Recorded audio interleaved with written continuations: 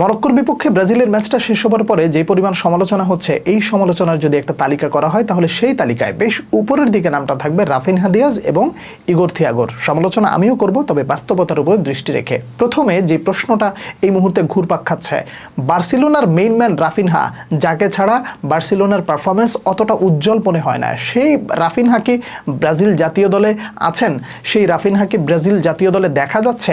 প্রথমে একটা মাত্র উত্তর বা সহজ উত্তর, না, সেই রাফিনহাকে দেখা যাচ্ছে না। এখন যদি প্রশ্ন করেন কেন দেখা যাচ্ছে না, তার কি অফ ফর্ম চলছে? দেখুন, ইনজুরি থেকে ফিরে এসেছে, এখন আপনি অফ ফর্মের দোহাই দিতে পারেন, কিন্তু বাস্তবতাটা অন্য জায়গায়। ব্রাজিলের এই মুহূর্তে যে অবস্থা, সেই অবস্থাটা কিন্তু ক্লাবে নয় বা বার্সেলোনায় নয়। বার্সেলোনায় যে রাফিনহাকে আপনি মেইন ম্যান হিসেবে চেনেন, আজকে বা একদিন দুই দিনে তিনি মেইন ম্যান হন নাই। যদি আপনি রাফিনহার কেরিয়ারের সূচনা লগ্নটা দেখেন, তিনি ছিলেন কোথায়? লিডস ইউনাইটেডে। খেলতেন কোথায়? রাইট মিডে এবং সেখান থেকে রাইট ফরওয়ার্ডে। সেখান থেকে যখন বার্সেলোনায় আসলেন, এসে খেলবেন কোথায়? নিশ্চয়ই রাইট মিডে খেলবেন এবং রাইট ফরওয়ার্ডে খেলবেন। শুরুটা করলেন, এরপরে আগমন ঘটলো লামিন ইয়ামালের। লামিন ইয়ামালের কাছে সেই রাইট উইং ফরওয়ার্ডটাকে তাকে স্যাক্রিফাইস করে খেলতে হচ্ছে কোথায়? লেফট উইংয়ে।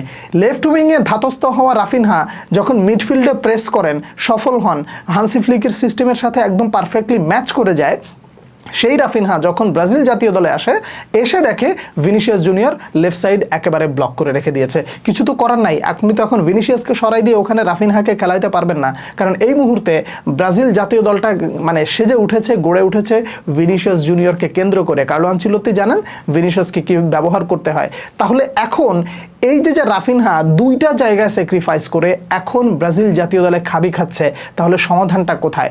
সমাধান কার্লো আনচেলত্তি নিশ্চয়ই খুঁজে বের করবেন। তবে সমালোচনা করার আগে এই বিষয়টা ভালো করে মনে রাখতে হবে, একজন মানুষ দুটো জায়গায় স্যাক্রিফাইস করার পর নিজের ওই লেভেলের পারফরমেন্সটা প্রকাশ হওয়ার আগে তাকে একটু সময় দেওয়া দরকার। কিন্তু প্রশ্ন হলো, এটা তো বিশ্বকাপ ভাই, এখানে তো আসলে আপনি ভরি ভরি সময় পাবেন না।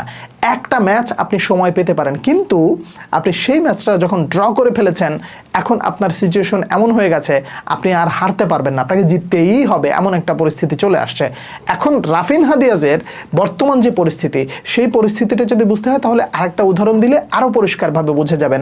রাফিনহা দিয়াজের যে ওয়ান টাচ গোল, এরপরে ওয়ান টাচ ফিনিশিং, তারপরে সে যে ছোট ছোট পাঁচগুলো দিয়ে একেবারে খেলার মোড় পরিবর্তন করে দিত, সেইটা ব্রাজিলে নাই কেন? দেখুন, ক্লাব আর জাতীয় দলকে মানে ম্যাচ করে দিলে তো আসলে আপনি সব কিছুর উত্তর পেয়ে যাবেন না। ক্লাবের বাস্তবতা আর জাতীয় দলের বাস্তবতাটা সম্পূর্ণ ভিন্ন জিনিস। ক্লাবে রাফিনহা দিয়াজ যখন লেফট সাইড থেকে নিয়ে উঠে এসে মিডফিল্ডে প্রেস করা শুরু করে, তখন তার সহযোগী কারা? এক পাশে ফার্মিন লোপেজ, অন্য পাশে লামিন ইয়ামাল, ঠিক তার পেছনে পেদ্রি, ফ্রাঙ্কি ডিয়ান। একসাথে যখন প্রেসটা করে, দুই পাশের দুই ফুলব্যাক তখন হয়ে যায় বোনাস। যখন সবাই একসাথে প্রেস করে, দুই পাশের দুই মিডফিল্ড ডাবল পিভ থেকে উঠে এসে এক্সপেক্টেড পাসিং জোনটাকে ব্লক করে দেয়, রাফিনহা দিয়াজের মানে প্রেসটা সেই সময় একেবারে ফুটে ওঠে। কিন্তু এই ধরনের দলীয় প্রেস আপনি কি ব্রাজিলে পেয়েছেন? মরক্কোর বিপক্ষে পাওয়াটা খুব একটা সহজ নয়। নাম্বার ওয়ান, কি কারণে? সেটার প্রথম যে কারণটা আমি বলতে চাই, এক নম্বর হলো কন্ডিশনটা। এই কন্ডিশনে ওইভাবে প্রেস করা সম্ভব না। এখন আপনি প্রশ্ন করতে পারেন, যেই প্রেসটা করতে পেরেছে, মরক্কো করতে পেরেছে, সেটা ব্রাজিল পারল না কেন? মরক্কোর স্ট্র্যাটেজি, ব্রাজিলের স্ট্র্যাটেজি সম্পূর্ণ আলাদা। মরক্কোর মিডফিল্ড একেবারে গোছালো মিডফিল্ড, আর ব্রাজিলের মিডফিল্ড ছিল ছন্ন ছাড়া মিডফিল্ড। এটা নিয়ে অন্য একটা সময় আলাপ করা যাবে, এখন শুধু ফরওয়ার্ড লাইনে থাকতে চাই।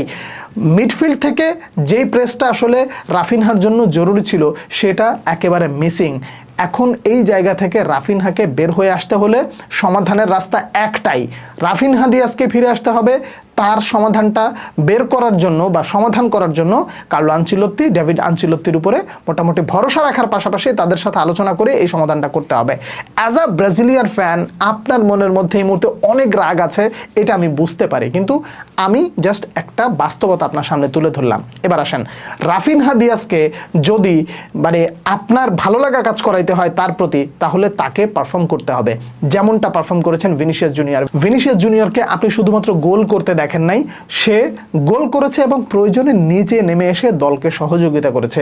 সেম একই কাজটা রাফিনহার কাছ থেকে যে মিসগুলো তিনি করেছেন, এটা ভাই ক্ষমা করা যায় না, কারণ এটা ওয়ার্ল্ড কাপের আসর। 4 বছর পর পর আসে, ভক্তরা অপেক্ষা করে এই সময়টার জন্য, একটা সোনালী ট্রফির জন্য দীর্ঘদিনের অপেক্ষা, আর এই সময় এসে এই ধরনের মিস আসলে মেনে নেওয়া যায় না।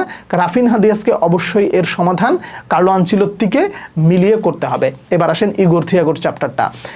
মাত্র ডেবু হয়েছে, আমি তাকে ডিফেন্ড করছি না, তিনি যে মিসটা করেছেন সেই মিসটা আমিও মেনে নিতে পারিনি এবং এই ধরনের মিসটা দলকে ভোগায়। আপনি দেখেন মরক্কো একটা পাস দিয়েছে, ওই একটা পাস তারা কাজে লাগিয়েছে। ব্রাজিল ঠিক তার আগে ওইরকম একটা সুযোগ যদি মিস না করতো তাহলে পরিসংখ্যান বা স্কোর লাইন হয়ে যেত 2-1, তাই তো? আপনি একটা জিনিস ভালো করে দেখেন, ব্রাজিলের ডিফেন্স ভাঙতে কিন্তু মরক্কোর পাস লেগেছে একটা, কিন্তু ওই একক ইন্ডিভিজুয়াল ব্রিলিয়েন্সি ছাড়া মরক্কোর ডিফেন্স ভাঙাটা ব্রাজিলের পক্ষে সম্ভব ছিল না। তার মানে ঘাটতিটা কোথায়? একজনের উপরে ডিফেন্ড করে আপনি ম্যাচ জিততে পারেন বা ম্যাচে ফিরে আসতে পারেন, কিন্তু এককভাবে একজন মানুষ সবসময় আপনাকে ম্যাচ জেতাবে না, অন্যদেরও আপনার মোটামুটি এখানে ফিরে আসতে হবে। তো সেই জায়গায় অবশ্যই ইগোর থিয়াগোর মানে অফ ফর্মটা আমার কাছে খুব দুঃখ লেগেছে। হ্যাঁ, আপনি আমাকে প্রশ্ন করতে পারেন ইগোর থিয়াগোর জায়গায় এনরিককে কেন নামানো হলো না। দেখুন, এনরিককে আপনি শুরুর থেকে যদি নামান তাহলে শেষ সময়ে এসে যে এনরিককে দরকার সেই এনরিককে আসলে ওই মুহূর্তে আর খুঁজে পাওয়া যেত না, বা স্কোয়াডের ডেপথ অনুযায়ী তখন আরেকজন এনরিক পাওয়া যেত না। প্রশ্ন এখন এখানে, তাহলে শেষ মুহূর্তে না নামানোর কারণ কি? তখন স্ট্র্যাটেজি আলাদা হয়ে গেছে, তখন গোল করার স্ট্র্যাটেজির চেয়ে গোল খাবোনার স্ট্র্যাটেজিটা সব থেকে বেশি মেনটেন করতে হয়েছে। শেষ মুহূর্তে দেখবেন ম্যাথুস কুনহা একেবারে নিচের দিকে নেমে খেলেছে, উপরের দিকে ওঠে নাই বললেই চলে। কেন? ডিফেন্ড করতে হবে। ভিনিসিয়াস জুনিয়রকে একেবারে ফ্রি রোলে ছেড়ে দেওয়া হয়েছে। সমালোচনা আমিও করব, আপনিও করুন, কিন্তু বাস্তবতা মেনে করুন। এবং কার্লো আনচেলত্তি যে ম্যাচ শেষ হওয়ার পরে প্রেস কনফারেন্সে বলেছেন যে এক ম্যাচ বা প্রথম ম্যাচ জিতে গেলেই যে বিশ্বকাপ জিতে যায় এমন নয়, আবার প্রথম ম্যাচ হেরে গেলেই বিশ্বকাপ থেকে ছিটকে যায় এমনও নয়। আমরা ড্র করেছি, আমাদের উপরে বিশ্বাসটা রাখতে হবে। আমি প্লেয়ারদের উপরে বিশ্বাস করি, তারা এই সিচুয়েশন ঘুরিয়ে দিতে বাধ্য। দিন শেষে ওই একটাই কথা, সমালোচনা আপনি যে দলকে ভালোবাসেন সমালোচনা করবেন, যার কাছ থেকে যেমন পারফরমেন্স চান সেটা না পেলেও সমালোচনা করবেন, কিন্তু দিন শেষে বিশ্বাসটাও রাখতে হবে। আশা করি আমি বোঝাতে পেরেছি। আপনারা কে কি মনে করছেন জানাবেন পরবর্তী ভিডিওতে। আবার দেখা হচ্ছে, সে পর্যন্ত অনেক অনেক ভালো থাকবেন। আল্লাহ হাফেজ।